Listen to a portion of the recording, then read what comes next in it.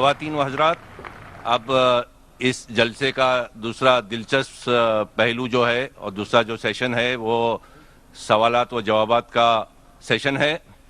سامعین میں 5 مائک لگائے گئے ہیں، 3 مردوں کے لیے اور 2 خواتین کے لیے۔ اگر سوال پوچھنے والوں میں کوئی غیر مسلم یعنی نان مسلم ہو تو انہیں پہلی ترجیح دی جائے گی، انہیں سب سے پہلے سوال کرنے کی اجازت ہوگی۔ تو میں تمام ہندو بھائی، کرسچن بھائی جو ادھر یہاں موجود ہیں وہ سامنے آ سکتے ہیں، ان کو پہلے پریفرنس دیا جائے گا اور ان کے لیے قطار کی بھی پابندی نہیں ہے۔ یہ ہدایت تمام 5 مائک کے لیے ہے۔ اب میں سوالات کا سلسلہ شروع کر رہا ہوں۔ مائک نمبر 1 پر جو صاحب کھڑے ہیں وہ اپنا سوال پوچھیں۔ My name is Kamal Kishore Pal and I am a student from Scholar West in this campus. And my question for you is, according to Islam, it is said that God has created human beings who would worship Him. But what is the reason behind creating human beings even though He had so many worshippers in the form of angels? ہمارے ہندو بھائی نے بہت اچھا سوال پوچھا ہے۔ اس نے کہا کہ خدا نے انسان کو بنایا ہے تاکہ وہ خدا کی عبادت کر سکے۔ ایسا ہی کہا گیا ہے قرآن میں بھی، سورہ دھریات میں، سورہ نمبر 51 آیت نمبر 56 میں، وَمَا خَلَقْتُ الْجِنَّ وَالْإِنسَ إِلَّا لِيَعْبُدُونَ۔ اللہ تعالیٰ فرماتے کہ ہم نے جن اور انسانوں کو بنایا ہے صرف اللہ کی عبادت کے لیے۔ تو سوال ہے ہندو بھائی کا، بہت اچھا سوال ہے کہ اللہ تعالیٰ کو عبادت کی ضرورت کیا ہے؟ اتنے چیز ہے، فرشتے ہیں، تو انسان اللہ کی عبادت کیوں کرے؟ کیا اللہ کو ضرورت ہے؟ بہت اچھا سوال ہے، بہت اہم سوال ہے۔ مثال کے طور پہ ہم کہتے ہیں اللہ اکبر، اللہ بڑا ہے، اللہ مہان ہے۔ ہم اللہ مہان بولنے سے اللہ مہان نہیں ہو جاتا ہے۔ ہم بولے یا نہ بولے اللہ مہان ہے، اللہ اکبر ہے۔ ہم چاہے بولے یا نہ بولے اللہ کو فرق نہیں پڑتا ہے۔ اگر ہم نہیں کہیں گے اللہ اکبر تو کیا اللہ نیچے ہو جائیں گا، اللہ کم ہو جائے گا؟ نہیں۔ کیوں ہم کہتے ہیں کہ اللہ مہان ہے؟ اللہ تعالیٰ فرماتے ہیں سورہ فاطر سورہ نمبر 35 آیت نمبر 15 میں لکھا ہے کہ اللہ doesn't require the creation but we require him۔ اللہ سبحانہ و تعالیٰ کو ہماری ضرورت نہیں ہے لیکن ہم کو اللہ کی ضرورت ہے۔ ہم اللہ سبحانہ و تعالیٰ کی تعریف کرتے ہیں، عبادت کرتے ہیں ہمارے فائدے کے لیے۔ مثال کے طور پہ جب بھی ہم کسی کی تعریف کرتے ہیں ہم اس کی بات مانتے ہیں۔ مثال کے طور پہ اگر آپ کی والدہ کو ہارٹ اٹیک ہوتا ہے اور آپ جانتے ہیں کہ ایک ہارٹ اسپیشلسٹ جو دنیا میں سب سے بہتر ہے وہ آپ کے پاس آتا ہے یا موجود ہے، اور ایک کویک ہے، ایک اجنبی انسان، اگر وہ اجنبی انسان آپ سے کچھ کہیں گا کہ آپ کے والدہ کو بچانے کے لیے یہ چیز کرو، اور ایک مشہور ہارٹ اسپیشلسٹ جو آپ بھی جانتے ہیں اگر وہ کہیں گا کہ آپ کے والدہ کو بچانے کے لیے یہ کرو، آپ کس کی بات مانیں گے؟ آپ مانیں گے ہارٹ اسپیشلسٹ کی بات۔ کس کی بات؟ Heart specialist. کیوں؟ وہ ہارٹ اسپیشلسٹ مشہور ہارٹ اسپیشلسٹ ہے۔ اسی طریقے سے ہم جب اللہ کی عبادت کرتے ہیں، ہم مسلمان، ہم اللہ کی تعریف کرتے، الحمدللہ رب العالمین الرحمن الرحیم مالک یوم الدین، سب تعریف کرتے ہیں اللہ کی۔ جب ہم تعریف کرتے ہیں کہ وہ حاکم ہیں، وہ رحمت والا ہے، وہ سب سے بڑا ہے، سب سے زیادہ جاننے والا ہے، تو اللہ کو تو فرق نہیں پڑتا ہے۔ لیکن ہم جب ان کی تعریف کرتے ہیں اس اللہ کی، تو اللہ جو اپنی کتاب قرآن مجید میں ہدایت دے رہا ہے ہم اس کے اوپر عمل کرتے ہیں۔ ہم جب اس کی تعریف کرتے ہیں تو ظاہر ہے کہ اس کی ہدایت کے اوپر بھی عمل کریں گے۔ تو ہم تعریف کر رہے ہیں ہماری بھلائی کے لیے، ہم اس کی عبادت کر رہے ہیں ہماری بھلائی کے لیے۔ اللہ کو فرق نہیں پڑتا، اللہ کو ہماری ضرورت نہیں ہے، ہمیں اللہ کی ضرورت ہے۔ تو ہم جب تعریف کرتے ہیں ہمیں پتا چلتا ہے قرآن میں اللہ کہتے ہیں شراب مت پیو، تو ہم شراب پینا چھوڑ دیتے ہیں۔ فائدہ کس کا ہوتا ہے؟ اللہ کا فائدہ ہوتا ہے ہمارا۔ ہم بیماری سے بچتے، سیروسس آف لیور سے بچتے، کینسر آف ویسوفیگس سے بچتے، کینسر آف لیور سے بچتے۔ میں سینکڑوں بیماری کے نام لے سکتا ہوں ڈاکٹر ہونے کے لائق، اگر آپ شراب نہیں پیتے۔ اللہ تعالیٰ کہتا ہے کہ جوا مت کھیلو، فائدہ کس کا ہے؟ ہمارا، اللہ کا تھوڑی۔ تو ہم اللہ کی عبادت کرتے ہیں ہمارے فائدے کے لیے تاکہ ہم آخرت میں سفلتا پائے۔ اللہ تعالیٰ کہتے ہیں سورہ ملک میں سورہ نمبر 67 آیت نمبر 2 میں، الذی خلق الموت والحیات، اللہ نے موت اور زندگی بنائی تاکہ وہ یہ جان لے کہ ہم میں سے کون اچھا ہے اور ہم اس امتحان میں سفلتا پا سکے. تو ہم اللہ کی عبادت کرتے ہمارے فائدے کے لیے, اللہ کو کوئی فرق نہیں ہوتا. Hope that answers the question. Mic number 2 سے ہمارے بھائی سوال کریں. میری گزارش ہے اس طرف اگر کوئی نان مسلم بھائی ہمارے ہیں تو پہلے ان کو سوال کرنے کا موقع دیں. میرا نام ستیش سنگھ ہے. میں پہلے تو ڈاکٹر ذاکر صاحب کو دھنیہ واد دینا چاہوں گا کہ جنہوں نے آج بہت اچھی تقریر کی. میرا سوال یہ ہے, مانا جاتا ہے کہ وید یہ سب سے پرانے ہیں اور اکثر یہ کہا جاتا ہے قرآن کی جو کتاب ہے یہ پہلی اور آخری کتاب ہے, ان دونوں میں فرق کیا ہے؟ بھائی صاحب نے سوال پوچھا ہے کہ وید بہت پرانی کتاب ہے, وید پہلی آئے, قرآن بعد میں آیا, تو وید اور قرآن میں فرق کیا ہے؟ اور اب یہ بھی پوچھ سکتے ہیں کہ کیا ہم کہہ سکتے ہیں کہ وید خدا کا کلام ہے؟ وید جیسے کہ میں نے کہا میری تقریر میں کہ لوگ کو یہ نہیں پتا کہ وید کب آیا وجود میں, لیکن اکثر ہندو اسکالرز کہتے ہیں کہ یہ تقریباً 4000 سال پرانی کتاب ہے. قرآن مجید 1400 سال پرانی ہے, تو ظاہر ہے کہ وید پہلے آیا ہے. قرآن مجید میں لکھا ہے سورہ رعد میں سورہ نمبر 13 آیت نمبر 38 میں, لِكُلِّ اجلٍ کتاب, ہر دور میں اللہ نے ایک کتاب نازل کی. نام سے صرف 4 کتابوں کا ذکر ہے, توراہ, زبور, انجیل اور قرآن. توراہ وہ وحی ہے, وہ کتاب ہے جو اللہ تعالیٰ نے موسیٰ علیہ السلام پہ نازل کی. زبور وہ کتاب ہے, وہ وحی ہے جو داؤد علیہ السلام پہ نازل کی. انجیل وہ کتاب, وہ وحی ہے جو اللہ سبحانہ و تعالیٰ نے عیسیٰ علیہ السلام پہ نازل کی. اور قرآن مجید اللہ سبحانہ و تعالیٰ کی آخری کتاب, آخری وحی ہے جو آخری پیغمبر محمد صلی اللہ علیہ وسلم پہ نازل کی.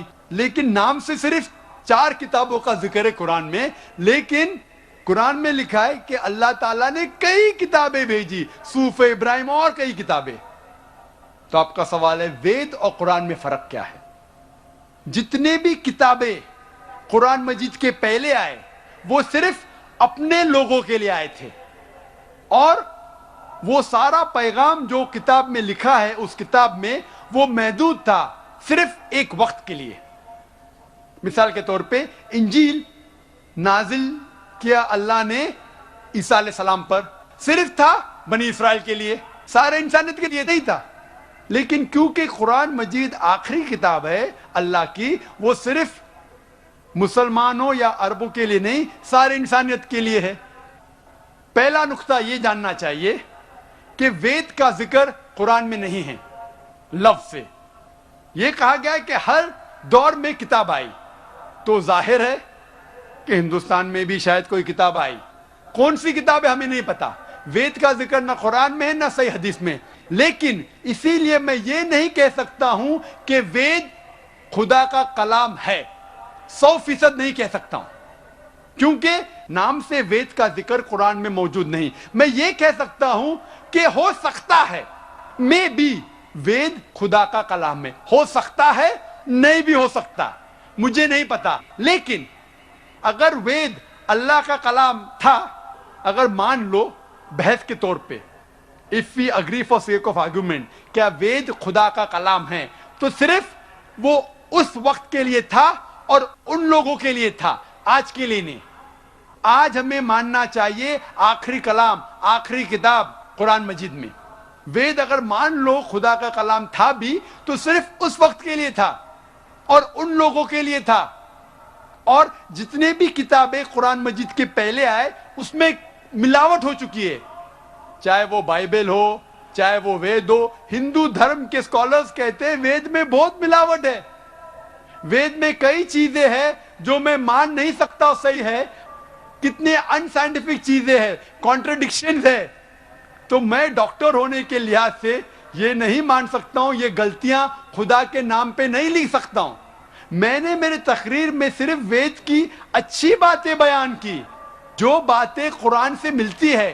قرآن کے اور ایک نام ہے فرقان. فرقان مطلب حق اور باطل کے درمیان فرق کرنے کی کتاب.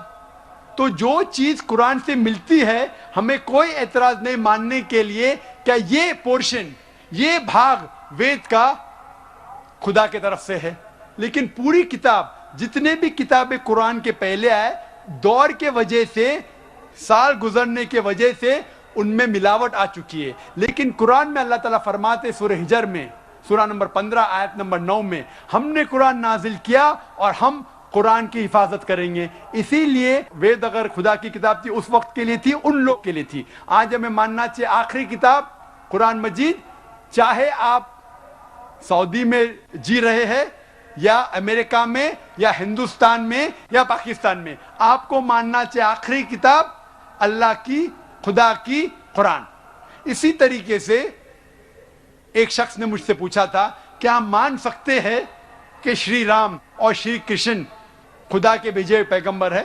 कुरान में आता है सूरह फातिर सूरह नंबर 35 आयत नंबर 24 में कि अल्लाह ने हर कौम के पास एक पैगंबर भेजा है। नाम से सिर्फ 25 पैगंबरों का जिक्र है कुरान में, सिर्फ 25। लेकिन हमारे आखिरी पैगंबर मोहम्मद सल्लल्लाहु अलैहि वसल्लम कहते हैं कि अल्लाह ने इस जमीन पे 1,24,000 पैगंबरों को भेजे हैं। नाम से सिर्फ 25 का जिक्र है।